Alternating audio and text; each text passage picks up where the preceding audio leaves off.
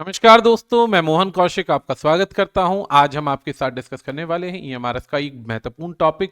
अगर आपको इस एग्जाम की तैयारी करनी है ईएमआरएस के लिए तो इस टॉपिक को शुरू से अंत तक जरूर देखिए और बहुत सारी चीजें इसमें मिलेंगी। वीडियो पसंद आए तो चैनल को सब्सक्राइब करें, वीडियो को लाइक करें। सबसे पहले हम पीछे के कुछ क्वेश्चन की रिवीजन कराने वाले हैं। पीछे के कुछ क्वेश्चन की रिवीजन कराने वाले हैं जो हमने अभी तक दो पढ़ाए हैं। दो सेंटेंसेस हम कवर कर चुके हैं। पहला सेंटेंस है असर्टिव का और दूसरा सेंटेंस है हमारे पास में इंटरोगेटिव का। ये दो सेंटेंस हम कवर कर चुके हैं। इसका एक क्वेश्चन आपके सामने स्क्रीन पर है।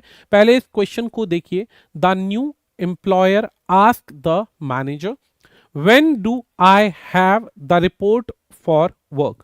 When do I have the report for work? आपके सामने क्वेश्चन है, 30 सेकंड का टाइम है। यहां पर आपको इस क्वेश्चन को पढ़ना है। यहां पर हम पूरी पेपर की इंग्लिश डिस्कस करेंगे, चाहे वो पेपर 1 हो, पेपर 2 हो, रीजनल लैंग्वेज हो, सारी चीजें हो, या ये कहिए कंप्लीट ग्रामर चलने वाला है यहां पर। ठीक है, तो आज पहले टॉपिक कंप्लीट करते हैं। क्वेश्चन का आंसर देखिए क्या होगा। क्वेश्चन का आंसर देखिए जल्दी से क्या होगा। ओके, आंसर देना स्टार्ट करते हैं। काफी विद्यार्थी हैं जिनमें से एक का भी आंसर अभी नहीं आया है। शुरुआत करते हैं। पहला क्वेश्चन हम रीड करते हैं।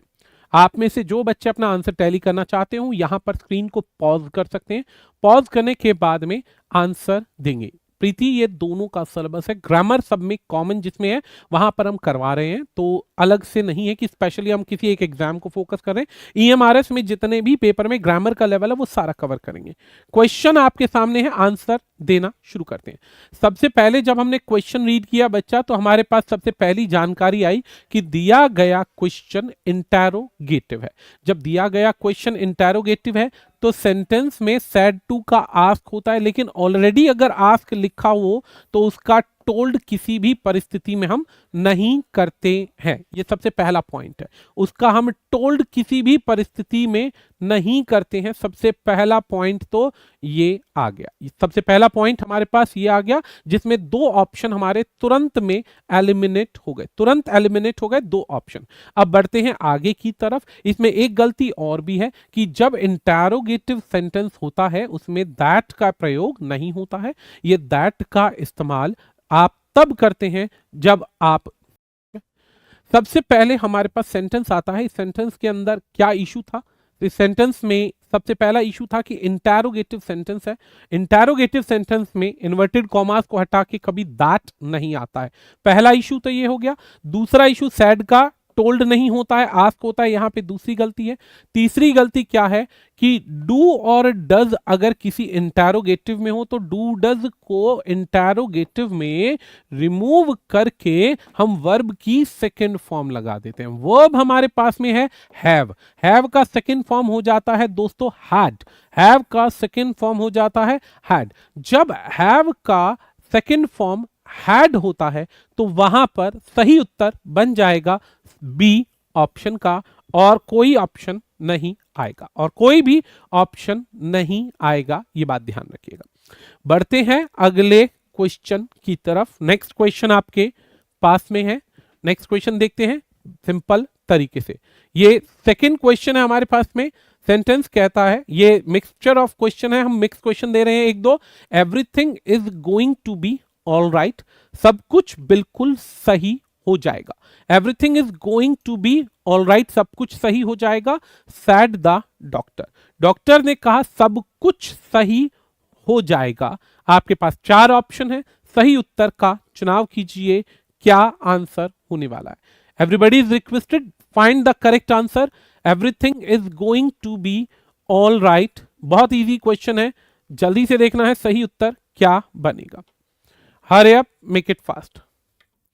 Jitendra, this is for PGT candidate also. Yes, definitely Jitendra, you can get the all information of PGT also. यहाँ पे सारी की सारी चीजें कवर कराई जा रही हैं, तो don't you worry, just try to find the answer please. आपके पास में क्वेश्चन है, जल्दी से आंसर कीजिए बिना समय खराब किए।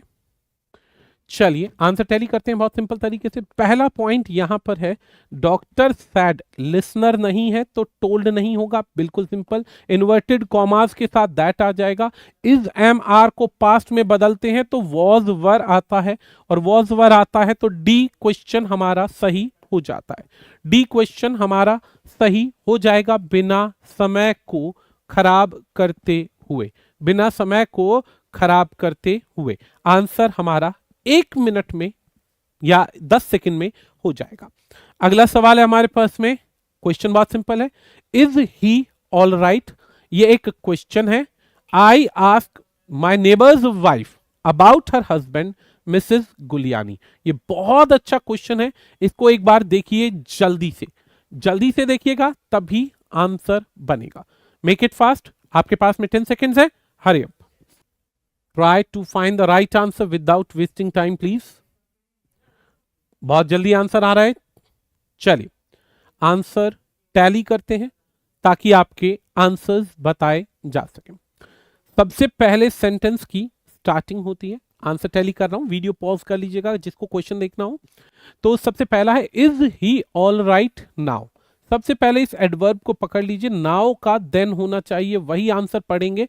जिसमें नाउ का देन नहीं है वो आंसर देखते ही एलिमिनेट कर दीजिए, क्योंकि आपको ये सबसे पहले उत्तर ढूंढना जरूरी है। स्पीड में आंसर देना है तो ऐसी चीजों को देखकर एक आदत बना लो कि ये होगा ये नहीं होगा, ये दो चीजें बना लीजिए, दो ऑप्शन कट जाएंगे। तो जिस जिस बच्चे ने बी और सी में से कोई उत्तर चुना है वे बिल्कुल गलत है। बी और सी में से यदि किसी भी बच्चे ने कोई उत्तर चुना है बिल्कुल गलत है, सही उत्तर का चयन कीजिए। अब आगे देखते हैं, आई आस्क मिसेस गुलियानी, और ये मिसेस गुलियानी कौन है? मेरे नेबर की वाइफ है। क्वेश्चन पूछा गया है तो इन्वर्टेड कॉमास हटा करके इफ आ जाएगा। If her husband was all right then, ये आंसर सही होगा हमारे पास में। क्यों सही होगा? इसलिए सही होगा कि इज एम आर को बदलते हैं वॉज या वर में, जबकि यहां पर इज एम आर को बदला गया है हैड के साथ में। इजएमआर जो बदला जाता है डायरेक्ट स्पीच में यदि होगा तो आप इसको बदलेंगे वॉज या वर के साथ में। किसी भी परिस्थिति में इजएमआर को हैड में नहीं बदला जाता है। जब नहीं बदला जाता है तो ये उत्तर हमारा गलत हो जाएगा। Answer A will be the right answer. Answer A will be the right answer. ठीक है, ध्यान से देखिएगा। अगला क्वेश्चन है, this one is the last question. इसके बाद इंपैरेटिव स्टार्ट करेंगे और as per I told you कि हमारा ये टॉपिक फिनिश हो जाएगा। पीडीएफ मिल जाएगी तो सिर्फ फोकस कीजिए क्वेश्चन पर। रूल्स आपको आज टेलीग्राम पर सारे मिल जाएंगे, ये बात ध्यान रखिएगा। Focus on the next question. Read the instructions before you start making the dish. Deepa's mother said to her. Deepa की माता ने उससे बोला कि पहले इंस्ट्रक्शंस को पढ़ो, पहले इंस्ट्रक्शंस को पढ़ो, पहले इंस्ट्रक्शंस को पढ़ो, उसके बाद जवाब देना, उसके बाद जवाब देना, उसके बाद डिश बनाना। Deepa's mother said to her. Deepa की माता ने उससे बोला। चलिए आंसर देखते हैं जल्दी से, क्या सही उत्तर बनेगा। ये क्वेश्चन जल्दी से देखना है, इसके बाद हम इंपैरेटिव के सेंटेंसेस को पढ़ने वाले हैं बिना समय खराब करते हुए। चलिए आंसर देखते हैं जल्दी से, क्या सही आंसर होगा, क्या सही आंसर होगा। सबसे पहले इस क्वेश्चन का आंसर कितने बच्चे दे रहे हैं? अरे वाह भाई वाह, बहुत बढ़िया है। दीपा की माता ने बोला और सबको इंस्ट्रक्शंस ढंग से पढ़नी है। ये क्वेश्चन थोड़ा सा परिवर्तित है, थोड़ा सा क्वेश्चन बदल दिया हमने, अब फिर आगे बताएंगे ताकि आपको इंपैरेटिव के क्वेश्चन की शुरुआत कराई जा सके, इंपैरेटिव के क्वेश्चन की शुरुआत कराई जा सके। चलिए भाई, चलिए चलिए चलिए आंसर देखते हैं। सबसे पहला आंसर है बिल्कुल ठीक है।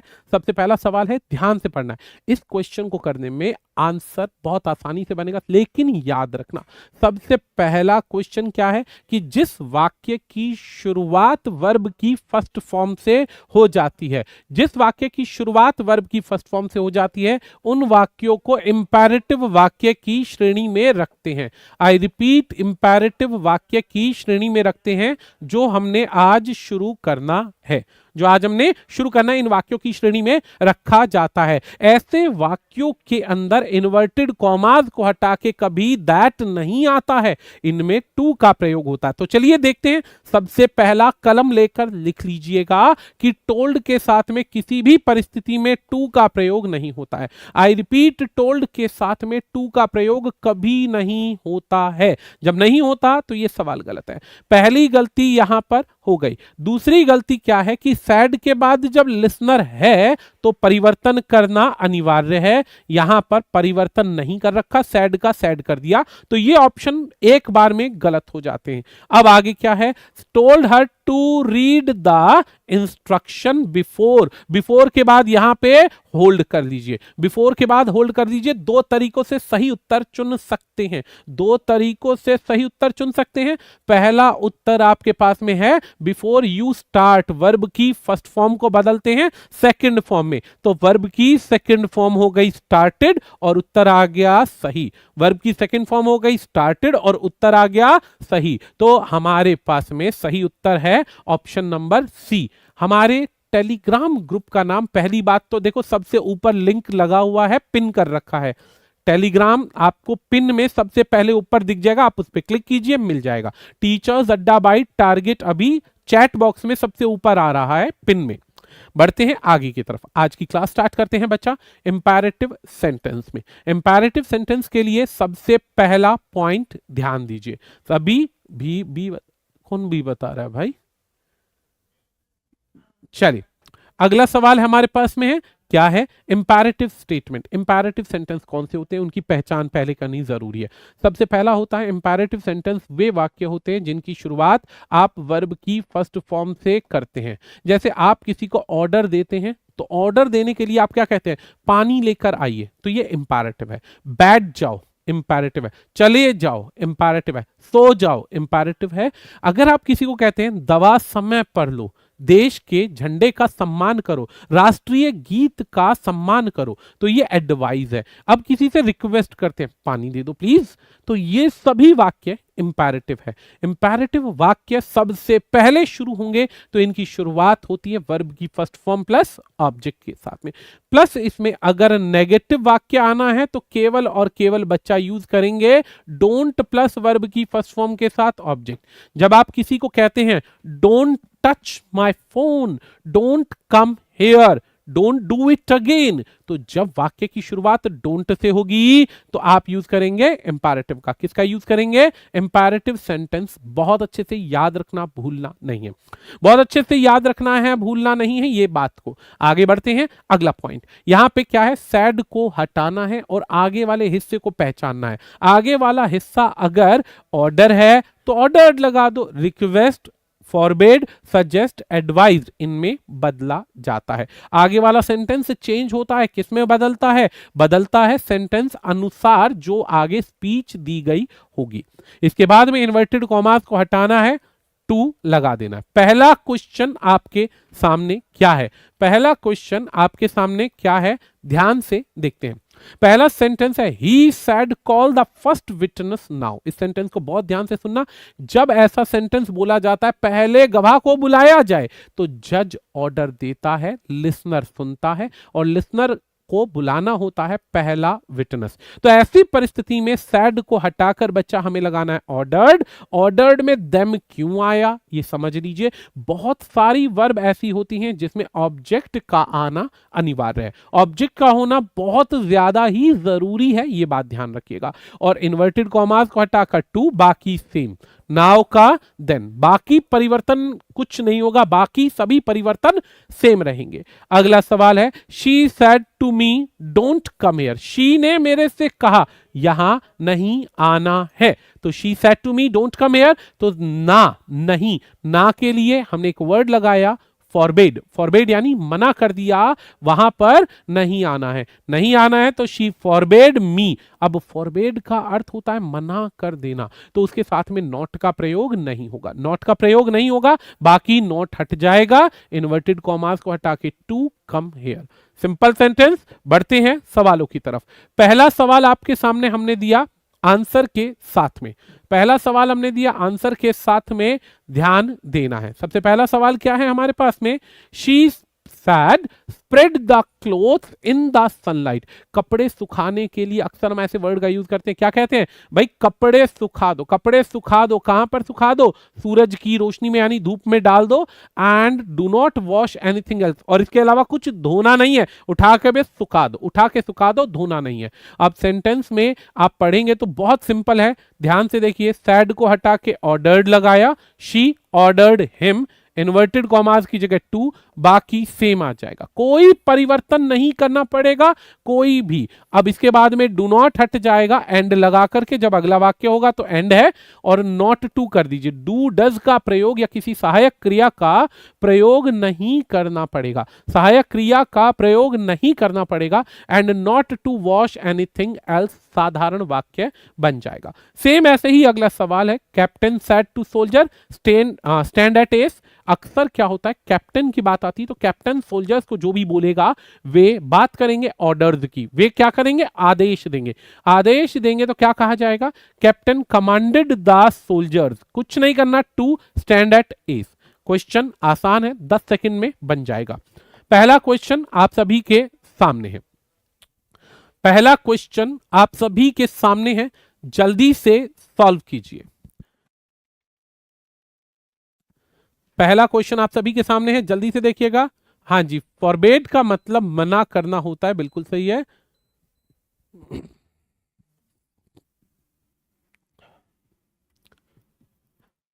सोनी यादव अभी दोबारा बताएंगे, चिंता नहीं करना। प्रोनाउन SON वाला नियम सेम चलेगा, SON का नियम बच्चा सेम चलेगा जो हम पहले से चलाते आ रहे हैं। हाँ जी बिल्कुल, ऑर्डर्ड आ सकता है, लेकिन कमांड तब आता है जब आर्मी ऑफिशियल देगा अपने जूनियर को, जजेस देंगे जूनियर को, तो कमांड वर्ड का यूज होता है, कमांड वर्ड का यूज होता है, ये बात याद रखना, ठीक है। पहला क्वेश्चन आप सभी के सामने है, ध्यान देते हैं क्या कहता है।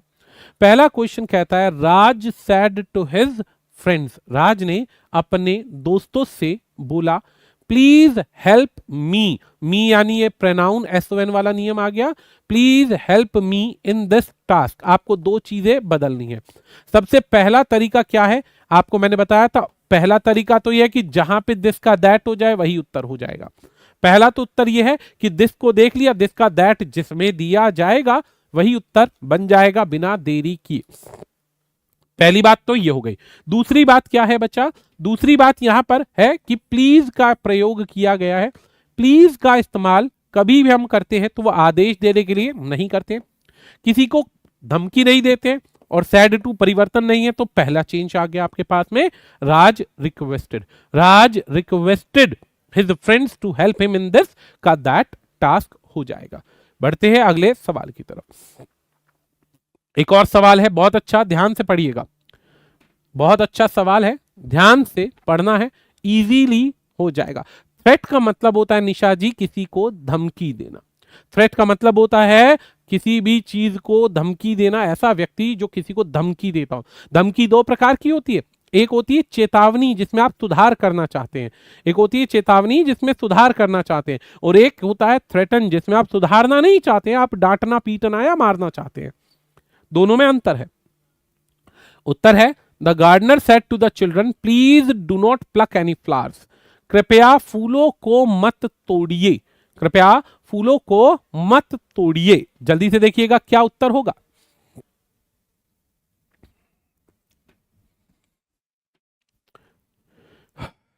बहुत शानदार, जल्दी जल्दी आंसर कीजिएगा।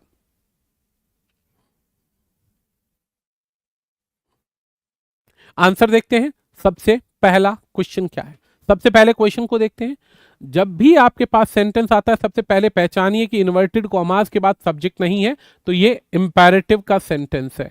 इन्वर्टेड कॉमास अगर देख रहे हो तो ये क्या है, ये आपके पास में डायरेक्ट स्पीच है। चलो इतना हमें समझ में आ गया। अब सेंटेंस को जब हम पढ़ते हैं तो एक बात याद रखते हैं कि प्लीज को हटाकर रिक्वेस्ट का प्रयोग होता है।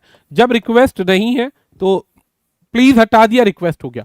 अब दूसरा तरीका बहुत आसान है, 10 सेकंड में उत्तर करना है। तो जब हमने रिक्वेस्ट लगा दिया तो कोई भी वाक्य में दोबारा प्लीज का इस्तेमाल नहीं होगा। रिक्वेस्ट का प्रयोग किया ही इसलिए जाता है क्योंकि हम प्लीज को हटा रहे हैं। तो requested the children, inverted commas हट जाएगा, नॉट के बाद टू आ जाएगा, not to pluck the flowers, A option सही हो जाएगा। बाकी जो बच्चे फ्री फायर वाले हैं या जो बच्चे ऊट पटांग जवाब दे रहे हैं, ये बात सीधा आपके पेपर में इंपैक्ट डालेगी जब आपके सामने ऐसे क्वेश्चन आएंगे। परंतु कोई दिक्कत नहीं, इस वीडियो को दोबारा देख लेना, आपका सवाल 100% सही हो जाएगा, कोई गलती नहीं आएगी। अगला सवाल फिर से देखिएगा।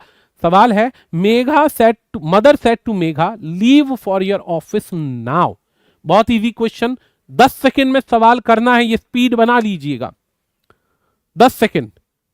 मदर ने मेघा से बोला ऑफिस के लिए तुरंत निकलिए, ऑफिस के लिए तुरंत निकलिए, ऐसा बोला गया। आंसर देखते हैं जल्दी से। एक बच्चे का डाउट है कि एनी सिंगुलर है या प्लूरल है। बच्चा, एनी एक विशेषण है, ये सिंगुलर यानी अनकाउंटेबल के साथ भी आ सकता है, सिंगुलर काउंट के साथ भी आ सकता है और प्लूरल के साथ भी आ सकता है। ठीक है, उत्तर देखते हैं जल्दी से। पहला क्वेश्चन आपके सामने क्या है, मेघा ने बोला या मदर ने बोला मेघा से, पॉइंट ठीक है। सैड के बाद टू नहीं आएगा, इनडायरेक्ट में हटाना पड़ेगा। टोल्ड के बाद टू आता नहीं है, ये दो ऑप्शन हट गए, ये दो ऑप्शन हट गए। तीसरा ऑप्शन, नाव को देखा, नाव को बदलना होता है देन में, उत्तर कट गया। सही उत्तर हमारे पास आ गया बिना पढ़े 5 सेकंड में। 5 सेकंड क्वेश्चन पढ़ो, उत्तर दो। ये समय इसलिए बार बार मैं बोल रहा हूं 5 सेकंड 10 सेकंड, क्योंकि जब आप पेपर की तरफ बढ़ेंगे कई सवाल ऐसे होंगे जो आपका समय बहुत ज्यादा ले जाएंगे। उस परिस्थिति में आपको स्पीड से ट्रिकी आंसर करने आने चाहिए, ये बात इंपॉर्टेंट है। अगर आप उस समय भी कंफ्यूजन में रहेंगे तो फंस जाएंगे उत्तर करने में। बढ़ते हैं अगले पॉइंट की तरफ। अब आ जाता है पॉइंट नंबर नेक्स्ट। 3 पार्ट समाप्त हो गए हैं, असर्टिव, इंटेरोगेटिव और इंपैरेटिव। चौथा हिस्सा आता है कौन सा, एक्सक्लामेटरी। एक्सक्लामेटरी समझना हो तो विस्मयादि बोधक कहते हैं इसको। जिस भी वाक्य में ये वाला सिंबल नजर आ जाए ये विस्मयादि बोधक है। इंटरजेक्शंस का प्रयोग होता है। कुछ चुनिंदा इंटरजेक्शन में आपको बता देता हूं। जैसे वाक्य की पहचान करेंगे तो उसमें आपको अलास दिखाई देगा, हुर्रे, अग, वाओ, ओह। ऐसे में 2 वर्ड और आते हैं जिसमें आप वर्ड यूज करते हैं व्हाट। जब आप किसी चीज को देख के कहते हैं सरप्राइज की फॉर्म में, क्या, जब आप ऐसे बोलते हैं तो ये बन जाता है एक्सक्लामेटरी। और दूसरा एक और एक्सक्लामेटरी यानी विस्मयादि बनता है हमारे पास, कैसे, कैसे हुआ। तो ऐसी परिस्थिति के अंदर ये 2 शब्द विस्मयादि बोधक के और जुड़ जाते हैं। इनको मिलाते हैं तो ये बनाते हैं एक्सक्लामेटरी सिंबल। जब भी आपके पेपर में ऐसा कोई सवाल आए, एक वर्ड याद रखना कि आपको ये एक्सक्लेम्ड जरूर लिखना है।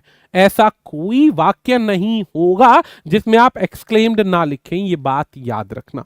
हर एक एक्सक्लामेटरी में एक्सक्लेम वर्ड का इस्तेमाल जरूर होगा। अब अगर दुख की बात है तो आप सॉरो का प्रयोग करेंगे, अगर खुशी की बात है तो जॉय का इस्तेमाल करेंगे, अगर किसी से घृणा है तो आप डिस्पाइस या डिस्गस्ट का इस्तेमाल करेंगे। घृणा के अलावा वाओ, अब हम कई बार चीज देखते हैं और एक वर्ड बोलते हैं वाओ कैसे हुआ, तो ऐसी परिस्थिति में आप खुश हो रहे हैं। कई बार गलती हो जाती है, टकरा जाते हैं या कोई चीज मिल जाती है तो हम सरप्राइज या रिग्रेट का इस्तेमाल करते हैं, ओह। ऐसे वर्ड्स को दर्शाना है, ऐसे वर्ड्स को दर्शाना है तो आपको इस प्रोसेस का इस्तेमाल करना है। ये ब्लैक वाला हिस्सा जो है, ये काले रंग का जो हिस्सा है, ये आएगा आपके पेपर में। काले रंग वाला हिस्सा जो है ये आपके पेपर में आएगा डायरेक्ट स्पीच में, और ये वाले हिस्से लगाने हैं इनडायरेक्ट में। याद रखना सभी इंटरजेक्शन को रिमूव किया जाएगा, ये बात ध्यान रखना। इन्वर्टेड कॉमास को हटा के हम रिप्लेस करते हैं दैट के साथ में, सबसे इंपॉर्टेंट है। तो बढ़ते हैं, सबसे पहला क्वेश्चन आपके सामने, ये 3 4 5 क्वेश्चन कराएंगे, फिर से मिक्सचर में क्वेश्चन की सीरीज कराएंगे। आज मिक्सचर में क्वेश्चन होंगे बहुत सारे और आज इस टॉपिक को फिनिश करेंगे। बात ध्यान रखिएगा, अगली क्लास में फिर नया टॉपिक लेकर आएंगे। शी सेड, शी ने कहा, ये रिपोर्टेड वर्ब है।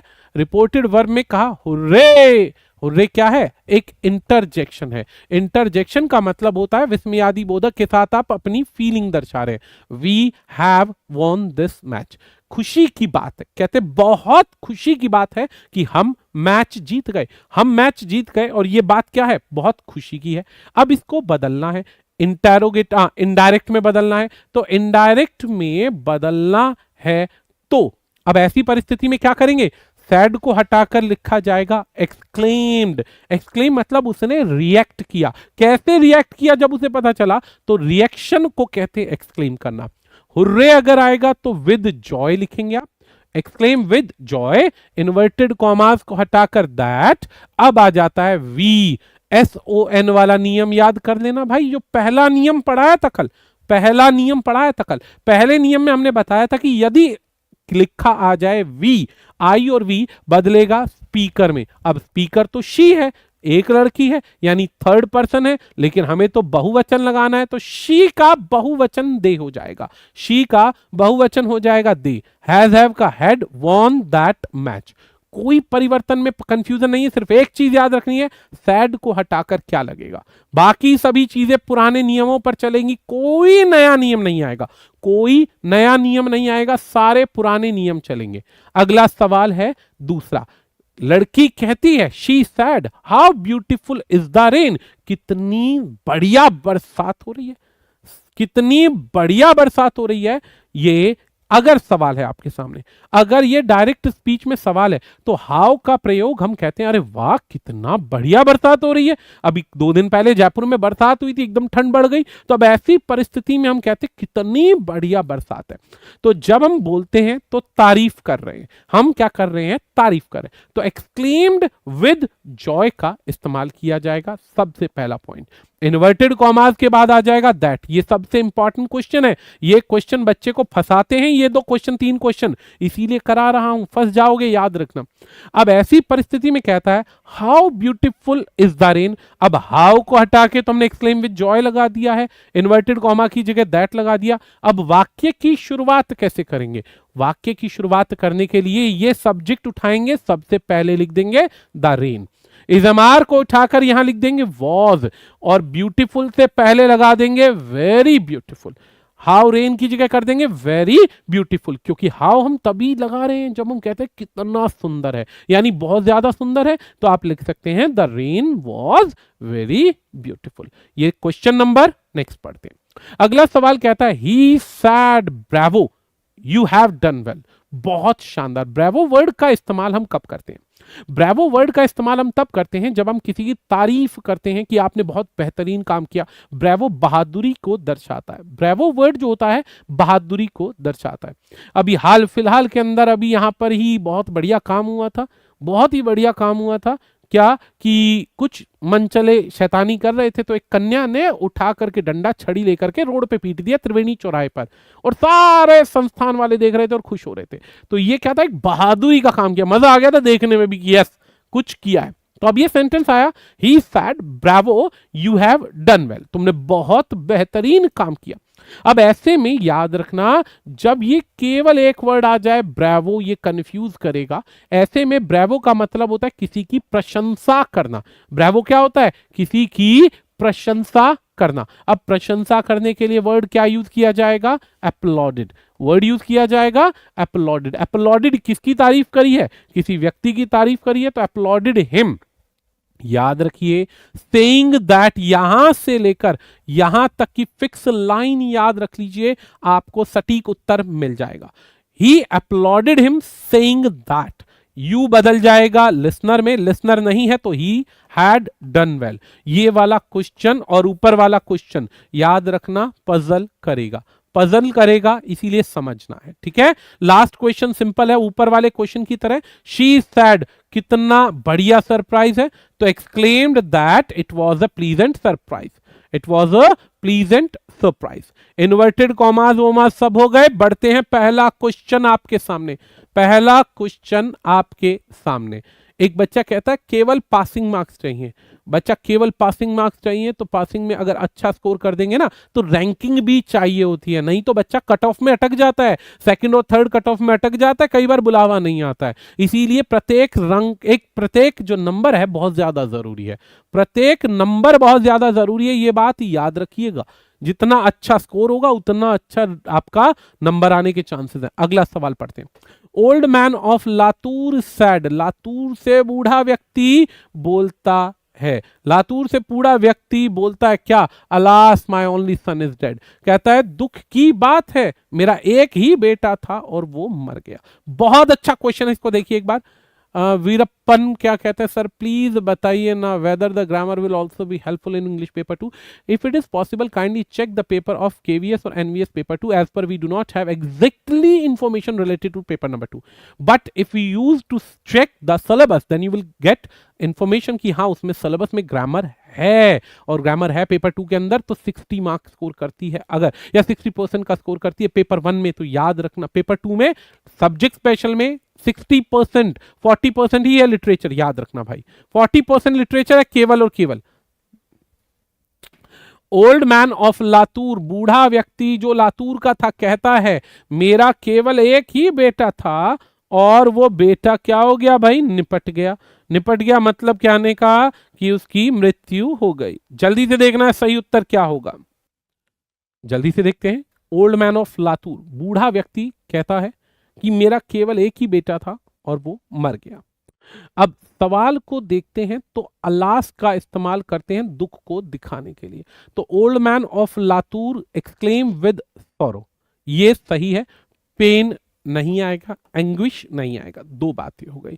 दूसरा पॉइंट क्या, यहां वो नैरेट नहीं कर रहा है, कोई कहानी नहीं सुना रहा है। नैरेटेड क्या होता है? कहानी सुनाना, किसी चीज के बारे में बोलना।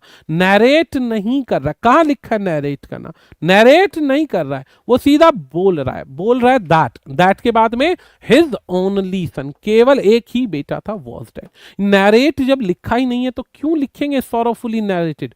ऐसा तो है ही नहीं। जब ऐसा नहीं है तो सही उत्तर का चयन करना बहुत ज्यादा अनिवार्य है। बदलते हैं नेक्स्ट क्वेश्चन की तरफ। अगला क्वेश्चन क्या है? एवरीबडी सैड, हर एक व्यक्ति कहता है हाउ वेल शी सिंग्स, प्रत्येक व्यक्ति कहता है कि वो कितना अच्छा गाना गीत गाती है। Everybody says that how well she sings, कितना अच्छा मीठा गाना गाती है। सेंटेंस को देखना है, बहुत इजी क्वेश्चन है, जल्दी से।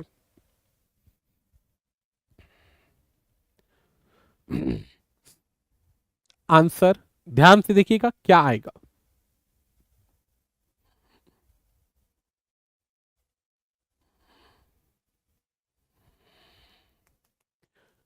एवरीबडी सैड, प्रत्येक व्यक्ति कहता है कि वह महिला बहुत अच्छा गीत गाती है।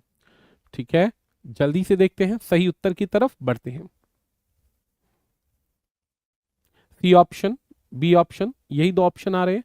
चलिए, सबसे पहला पॉइंट है इन्वर्टेड कॉमास से पहले एक्सक्लामेटरी सिंबल आ जाता है तो प्रयास कीजिए टोल्ड का प्रयोग नहीं करें। प्रयास कीजिए टोल्ड का प्रयोग नहीं करें, टोल्ड का प्रयोग नहीं होता है, ये बात ध्यान रखिएगा। टोल्ड का प्रयोग नहीं होता है, ये बात ध्यान रखिएगा।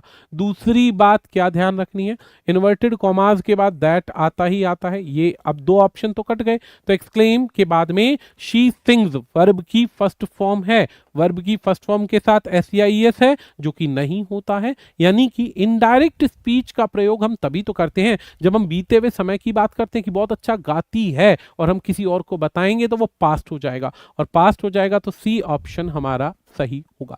सभी विद्यार्थियों का सही है, जो गलत है वे ध्यान दें।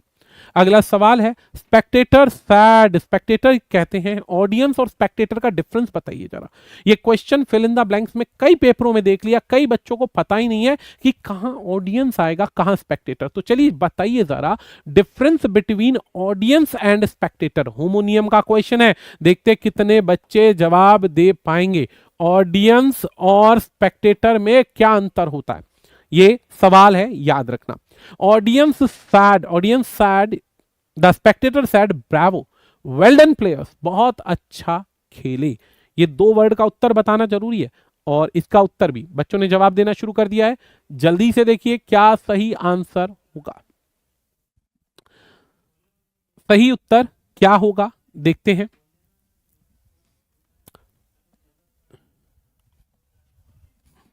आंसर चेक करते हैं, टैली करते हैं, क्या आंसर है भाई? पहला आंसर जल्दी से पढ़ते हैं इसका।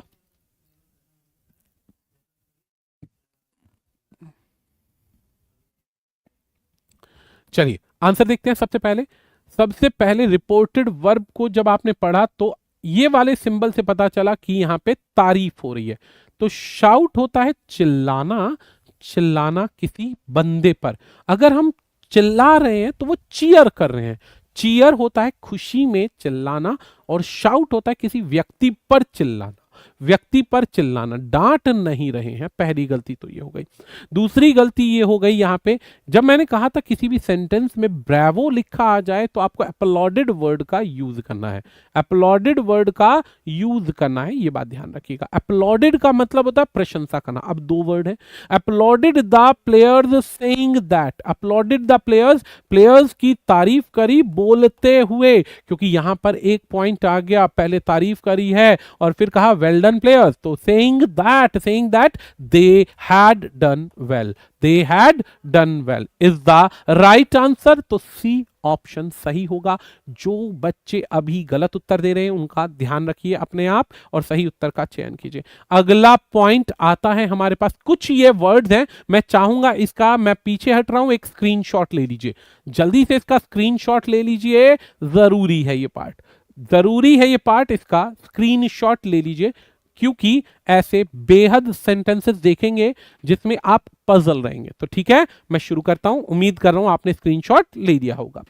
अब सेंटेंस कहता है ही सैड नॉनसेंस। ऐसा क्वेश्चन मैंने टीचर्स के एग्जाम में, जो अलग अलग टीचर्स के एग्जाम आते हैं, केवीएस एनवीएस हो गया या बेसिकली अलग अलग यूपी टीजीटी हो गया, तो उनमें एक सवाल देखा था। क्या सवाल देखा था? ही सैड नॉनसेंस। और इसमें बच्चा कंफ्यूज होकर के गलत उत्तर दे रहा था।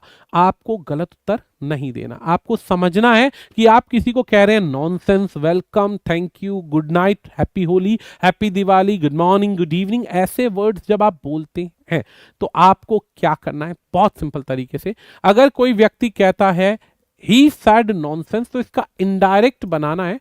तो इनडायरेक्ट बनाने के लिए क्या है? He said that it was nonsense. ये फिक्स सेंटेंस है, आपको कुछ नहीं करना, कोई और परिवर्तन हो ही नहीं सकता, कोई और परिवर्तन हो नहीं सकता। ये एंडिंग चल रही है इस टॉपिक की, ये बात याद रखिए, और एंड में कुछ जो स्पेशल रूल्स है उनको समझ लीजिए, काम खत्म हो जाएगा।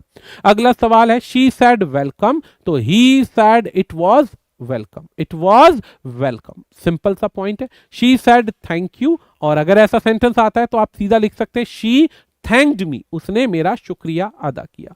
आई सेड गुड नाइट, तो बेड, बेड मतलब किसी को बोलना, आई बेड हिम गुड नाइट। ये वर्ड्स हैं, आपको एक बार पढ़ने हैं, एक बार याद करने हैं, खत्म कहानी। बढ़ते हैं आगे की तरफ। हमारे पास अब आ जाता है ऑप्टेटिव सेंटेंस। ये लास्ट पार्ट है। जैसा कि मैंने आपको वादा किया था कि आज की क्लास में ब्रिस्क रिवीजन चल रही है, रिवीजन के आधार पर हम बहुत सारे क्वेश्चंस कराएंगे, नरेशन के टॉपिक को समाप्त कराएंगे।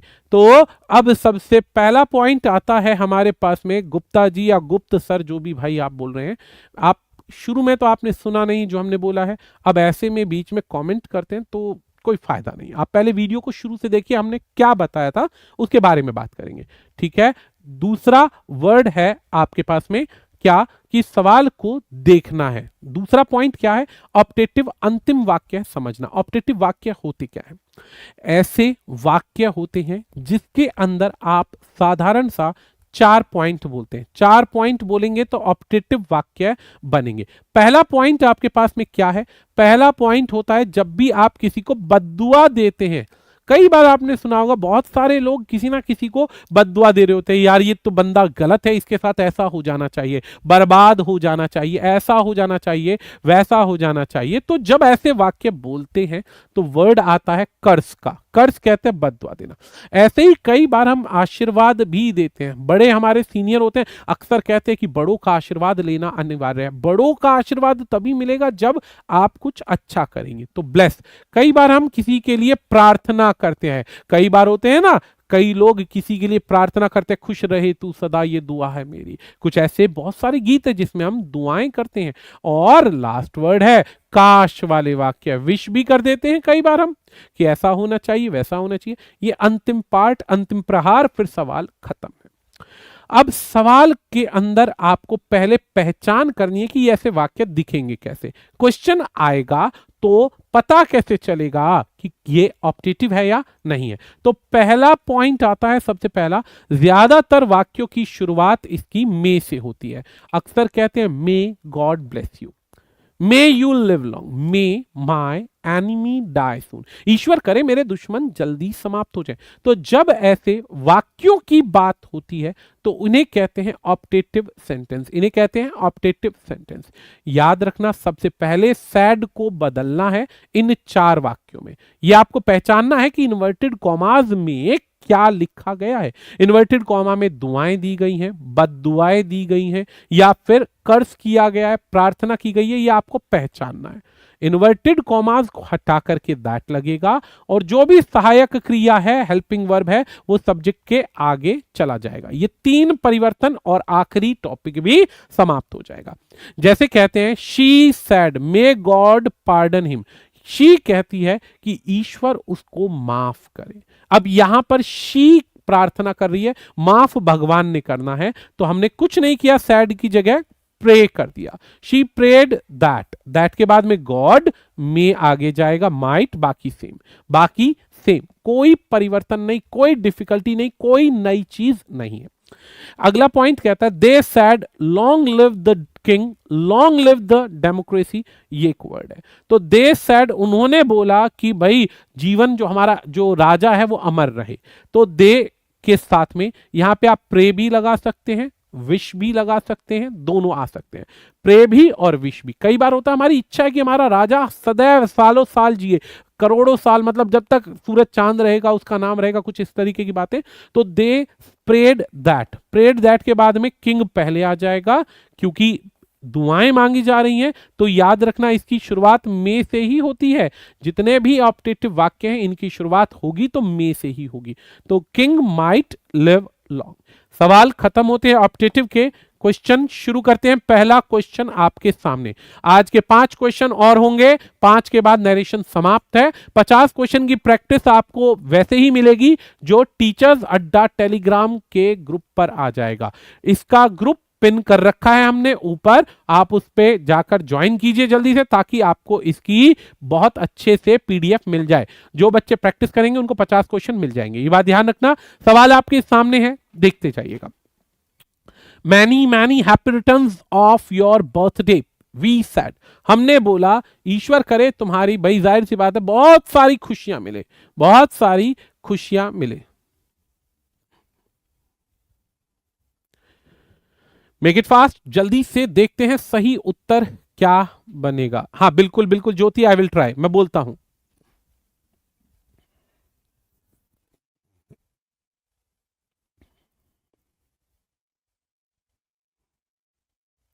सबसे पहला पॉइंट यहां पर है, जब भी हम किसी से मिलते हैं, बर्थडे की विश देते हैं, तो हम तो यही कहेंगे ना कि भाई वी विश हिम, बाकी सेम, बाकी सेम, कोई परिवर्तन नहीं है। सी ऑप्शन सही होगा सभी का, बहुत बढ़िया। अगला सवाल है, अगला सवाल बहुत बेहतरीन है, जल्दी से देखना है। 5 सवाल, क्लास ओवर, टॉपिक समाप्त।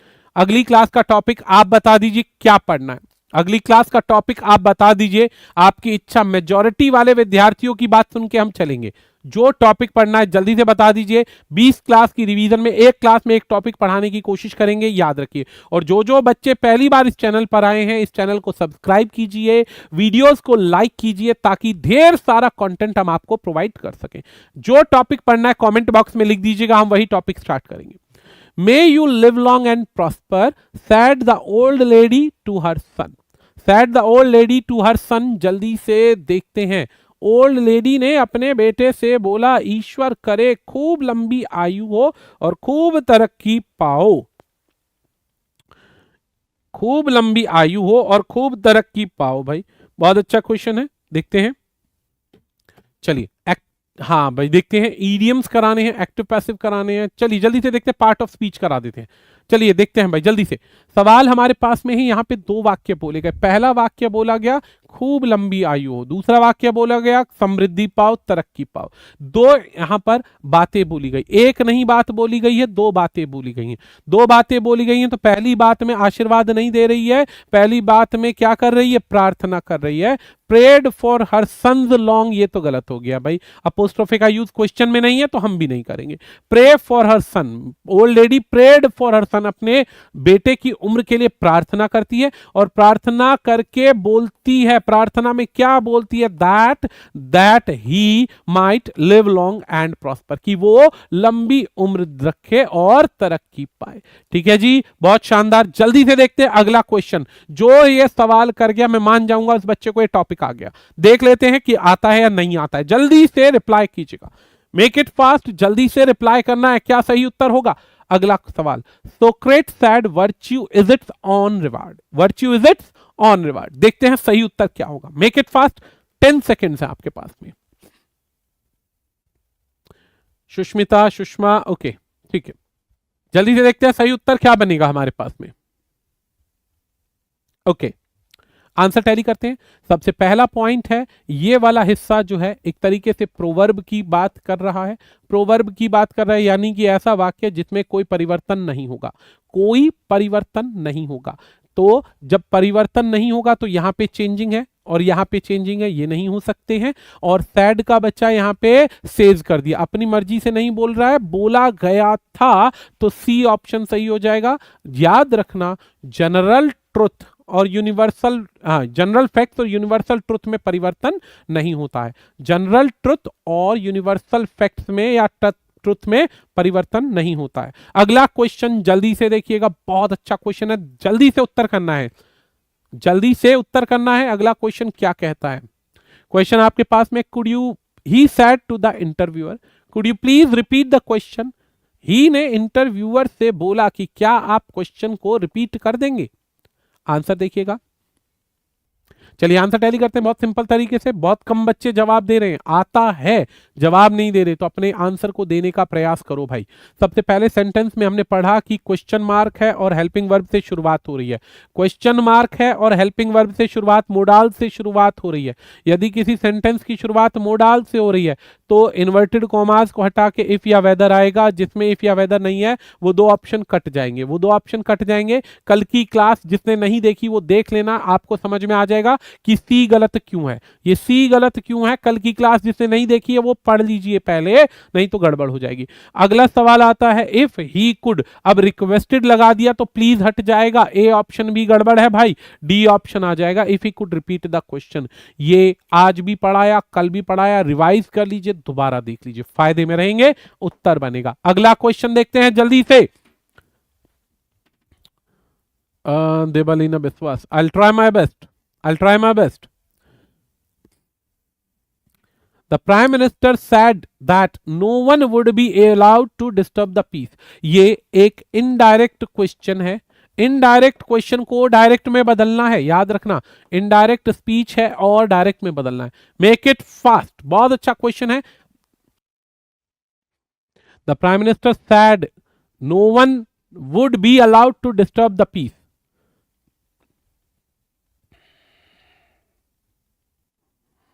आंसर टैली करते हैं जल्दी के साथ में, तुरंत आंसर डिस्कस करते हैं। सबसे पहले विल का वुड हो सकता है, याद रखना, विल का वुड हो सकता है, विल का शेल का वुड हो सकता है, लेकिन कैन किसी परिस्थिति में नहीं हो सकता। पहला क्वेश्चन देखते ही हटा दिया, पहला क्वेश्चन देखते ही हटा दिया।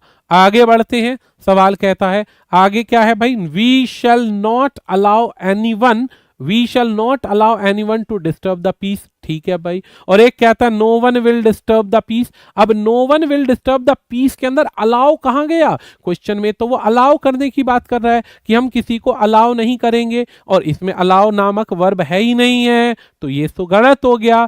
अब इसके बाद में ये दो ऑप्शन बचे, विल शैल का वुड होता है, याद रखना, और वुड का वुड भी होता है, लेकिन जब सेंटेंस बोला गया होगा तो वो प्रेजेंट में बोला जाएगा जिसे पास्ट में बदला जाएगा। तो सेंटेंस क्या बनेगा, we shall not allow anyone to disturb the peace सही उत्तर बनेगा। अभी भी जो बच्चे गड़बड़ कर रहे हैं ध्यान से पढ़िए, यहां पर वी कहता है no one would be allowed, allowed यानी अलाउ नहीं किया जाएगा, और यहां पे कहता है कि कोई डिस्टर्ब नहीं करेगा, कोई पीस खराब नहीं करेगा, तो ये गड़बड़ है, अलाउ करना पड़ेगा, यहां पर ध्यान रखना है।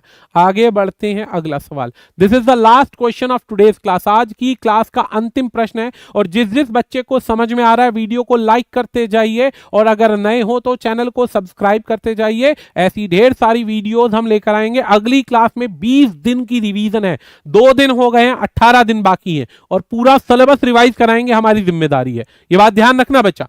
तो जल्दी से देखना है, सेंटेंस क्या है। I said to my friend good morning, let us go to picnic today, let us go to the picnic today. जल्दी से देखते हैं सही उत्तर क्या बनेगा। Make it fast. Jyoti, would का शुड नहीं होता है, शुड का प्रयोग प्रेजेंट टेंस में होता है, शेल का शुड होता है लेकिन तब जब इनडायरेक्ट में हमें एडवाइज करना होता है बच्चा। एडवाइज नहीं कर रहे हम, वहां पे हम कह रहे हैं कि हम नहीं अलाउ करेंगे, तो विल शेल का वुड होता है। एक बार नरेशन का रूल पढ़िएगा, शेल का शुड केवल एडवाइज की फॉर्म में होता है, केवल एडवाइज की फॉर्म में होता है। लास्ट प्रश्न है, जल्दी से देखते हैं, लास्ट प्रश्न है, जल्दी से देखते हैं। ये क्वेश्चन अंतिम में मैंने बताया था कि इसका स्क्रीनशॉट ले लो, उसके आधार पर है, फिर भी गड़बड़ करी है, कोई दिक्कत नहीं, हम दोबारा बताएंगे, कोई दिक्कत नहीं, हम दोबारा बताएंगे। शुरुआत करते हैं।